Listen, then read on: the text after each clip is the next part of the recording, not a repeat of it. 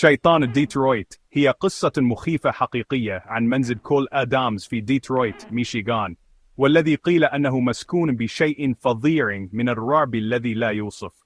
بدأ الأمر كله في أوائل الستينيات، عندما انتقل السيد والسيدة آدامز إلى المنزل في ديترويت بولاية ميشيغان.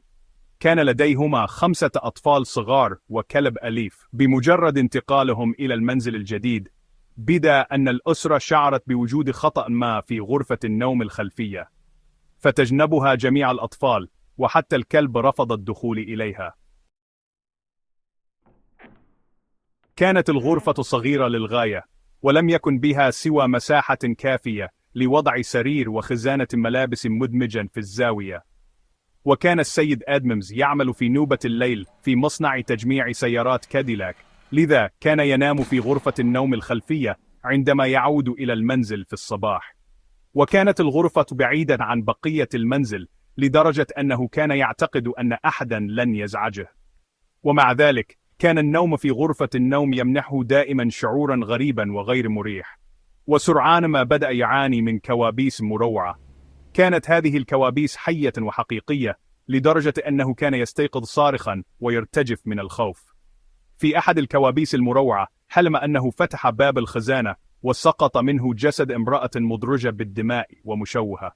ومع مرور الأيام أصبحت الأحلام أسوأ وأسوأ، فقد فقد الكثير من النوم وكان منهكا للغاية، لدرجة أنه انتهى به الأمر بالعودة إلى غرفة النوم الرئيسية مع زوجته.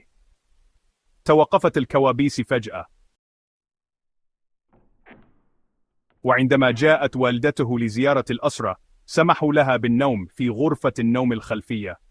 وفي صباح اليوم التالي قالت إنها لم تنم ولو للحظة. كان وجهها شاحبا، وكان جسدها كله يرتجف. وادعت أنها سمعت أصواتا مروعة في الغرفة استمرت طوال الليل، وكأن شخصا ما يحاول اقتحامها. ورفضت النوم في غرفة النوم مرة أخرى، وقررت قطع إقامتها والعودة إلى المنزل. بعد ذلك بدأ السيد والسيدة آدمز يدركان أن شيئا مظلما ومثيرا للإشمئزاز كان يختبئ في غرفة النوم الخلفية. ثم جاء صديق قديم للعائلة إلى المدينة، وأعطوه الغرفة لقضاء الليلة، ولم يخبروه بأي شيء عن تجاربهم غير السارة في الغرفة. بعد منتصف الليل بقليل كان الرجل مستلقيا على السرير عندما استيقظ على شعور بأن شخصا ما يقلب وجهه. فتح عينيه ورأى شخصا يقف خارج باب غرفة النوم. كانت امرأة ذات شعر طويل، لكنها كانت تدير ظهرها له. كانت ترتدي معطفا قصيرا من الفرو وثوبا أزرق. قام وبدأ يمشي نحوه، ولكن فجأة انطفأت كل أضواء المنزل. كان يتعثر في الظلام، وعندما عادت الأضواء مرة أخرى وجد نفسه في المطبخ. كانت السيدة آدامز هناك تغسل شعرها في حوض المطبخ، وفجأة سمع عن صوت عويل رهيب غير عادي جعلهما عاجزين عن الكلام من شدة الخوف، وامتلأت الغرفة برائحة مقززة. ثم بدأ الباب الثقيل الموجود في أرضية المطبخ والذي يؤدي إلى الطابق السفلي الترابي ينفتح ويغلق بقوة مرة أخرى.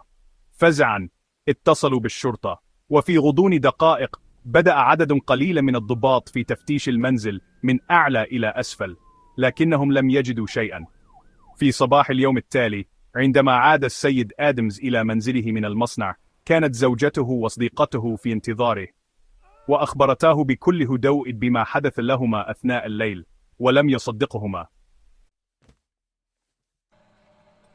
في ذلك المساء قرر النوم في غرفة النوم الخلفية. كان على وشك النوم عندما سمع صوت شخص يتحرك في الغرفة. ظن أنها زوجته، لكن عندما نادى باسمها لم يكن هناك إجابة. استدار لينظر، فرأى وجها بشعا على بعد بوصات قليلة منه. كان هذا هو الشيء الأكثر فظاعة الذي رآه في حياته. كانت عيناه تحدقان به، وكان فمه يتحرك للتحدث، لكن كل ما خرج منه كان صوت هسهسة ورائحة كريهة. خرج السيد آدمز راكضا من غرفة النوم الخلفية، وكانت عيناه مفتوحتين على اتساعهما ويصرخ من شدة الرعب. كان ينتزع حفنة من الشعر من رأسه وهو يركض. حاول صديقه الإمساك به وإمساكه، لكن السيد آدمز أصيب بالجنون وبدأ يركل ويقاتل.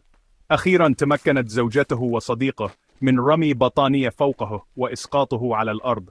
امتلأ المنزل بنفس الرائحة الكريهة التي شموها في الليلة السابقة، وبعد مرور ساعة هدأ بما يكفي لإخبار أسرته بالوجه المروع الذي رآه. أمسك الزوج والزوجة بأطفالهما النائمين من فراشهما وهربا في الليل.